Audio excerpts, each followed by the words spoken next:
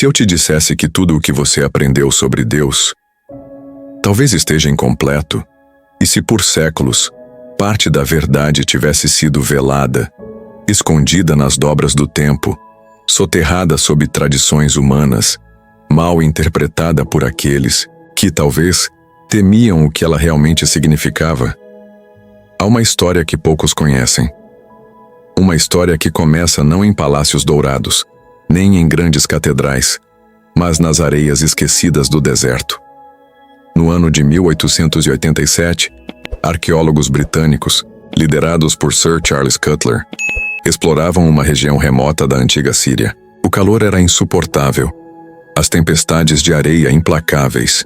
Durante semanas não encontraram nada além de pedras e ossos ressequidos. Mas numa manhã, enquanto o sol mal rompia o horizonte, um dos trabalhadores locais encontrou algo diferente. Era um fragmento, um pedaço de pergaminho desgastado, mas ainda legível. Ao redor dele, as ruínas de uma antiga comunidade esquecida. Ali, escondidos por milênios, estavam os registros de um homem chamado Eliam, um sacerdote renegado, cujas palavras ecoariam até nós como um sussurro vindo do próprio coração de Deus. O manuscrito começava de forma simples, quase tímida. Eu vi aquele que é invisível. Não um Deus inalcançável, distante, enfurecido como tantos pregaram. Não. Eliam descrevia um Deus que caminhava entre os homens, que chorava com os órfãos, que carregava as dores dos oprimidos, que sujava os pés na poeira dos esquecidos. Em um trecho impressionante ele escreveu: ele não se assentava em tronos dourados, mas nas esquinas sujas das ruas. Não se envolvia em mantos reais, mas em pó e sangue. Essa descrição foi considerada blasfêmia. A história que interessava aos poderosos era outra. Um Deus que exigia medo, submissão cega, adoração sem questionamento. Era mais fácil manter o controle. Eliam foi silenciado, condenado como herege. Seus escritos escondidos, mas não destruídos. O tempo passou. Impérios surgiram e caíram. Religiões se moldaram. Dogmas se firmaram. E pouco a pouco, a imagem de Deus foi sendo polida, endurecida, congelada. Mas e se a verdadeira essência divina tivesse permanecido como uma brasa escondida sob as cinzas? Em Isaías 53, uma passagem antiga e muitas vezes ignorada ecoa a mesma visão de Eliam. Homem de dores, que sabe o que é padecer. Era desprezado e dele não fizemos caso. Pense nisso.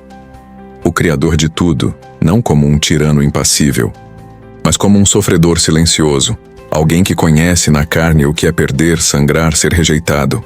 Essa revelação assusta, porque ela exige algo de nós. Ela desmonta a religião confortável, a fé conveniente. Anos depois da descoberta dos manuscritos durante a Segunda Guerra Mundial, nos horrores dos campos de concentração, uma história semelhante emergiu. Em Borisend, Auschwitz, entre os milhares de prisioneiros condenados à fome e à morte, um rabino idoso dizia, todas as noites, Deus está aqui, Deus sangra conosco. Alguns zombavam, outros choravam em silêncio, mas aqueles que acreditavam diziam que essas palavras foram o que os manteve vivos, mesmo diante do inferno. Porque se Deus estava lá, na lama, nas lágrimas, no grito abafado de cada inocente, então não havia sofrimento que não pudesse ser redimido. Não havia dor que fosse esquecida. E se ao invés de ser um soberano distante, Deus fosse o companheiro invisível das nossas madrugadas solitárias? E se cada oração sussurrada no escuro fosse recolhida em suas mãos feridas? Essa ideia muda tudo. Talvez seja por isso que tentaram escondê-la. Porque um Deus que sofre não pode ser usado para oprimir. Um Deus que sangra não pode ser manipulado para enriquecer impérios. Um Deus assim não controla pelo medo, ele conquista pelo amor. Mas amar de verdade é perigoso, porque exige vulnerabilidade, e a vulnerabilidade assusta. Ao longo dos séculos, existiram lampejos dessa verdade escondida. Em Francisco de Assis, que abandonou riquezas para viver entre os leprosos. Em Teresa de Calcutá, que encontrou Deus entre os moribundos da Índia, em mártires anônimos, em monges escondidos, em mães que oravam sozinhas em cantos de terra esquecidos. Deus sempre esteve lá, nunca nos grandes palácios, sempre no chão. Mas poucos têm coragem de descer. Talvez seja por isso que Jesus, ao ser interrogado pelos religiosos da época, disse algo que ecoa até hoje: "O meu reino não é deste mundo." Ele lavou os pés de pescadores sujos, tocou os leprosos que todos evitavam. Sentou-se para comer com traidores e prostitutas, e no momento de maior glória, foi pregado nu numa cruz, sangrando entre ladrões. Essa é a face escondida de Deus. Deus que não exige sacrifícios humanos para se satisfazer, mas que se sacrifica a si mesmo para salvar. Um Deus que conhece cada lágrima que você nunca conseguiu derramar em público, cada pensamento sombrio que você nunca teve coragem de confessar, cada cicatriz que o mundo ignorou, e mesmo assim, escolheu amar. Essa revelação é desconfortável, porque nos tira a desculpa da indiferença. Se Deus caminha com os quebrados, então também somos chamados a caminhar. Se Ele sangra conosco, então devemos estender nossas mãos feridas uns aos outros. Se o Todo-Poderoso preferiu a dor à dominação, então o verdadeiro poder não está em governar, mas em servir. Agora a escolha é sua.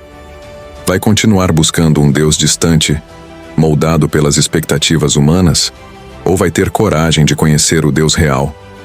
O Deus que ainda hoje caminha pelas ruas invisíveis, que se senta ao lado dos esquecidos, que carrega nossos gritos silenciosos em seu coração? Talvez você tenha sentido em algum momento da vida aquela estranha sensação de que alguém estava ali, no quarto escuro, no hospital vazio, na rua solitária.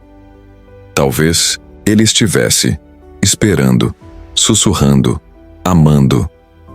Você teria coragem de escutar, porque no final das contas, Deus nunca quis ser adorado de longe. Ele sempre quis caminhar, bem ao seu lado, e tudo o que Ele pede é que você abra a porta. Eis que, estou à porta e bato. Se alguém ouvir a minha voz e abrir a porta, entrarei em sua casa e cearei com ele e ele comigo. Apocalipse 3:20. A pergunta agora não é mais quem é Deus. A pergunta é: você está pronto para encontrá-lo? Voz sussurrada, pausa dramática. Se essa história tocou seu coração, comente aqui: "Eu quero conhecer a verdade." E se inscreva neste canal, mas apenas se você tiver coragem de encarar a maior verdade que o mundo tentou esconder.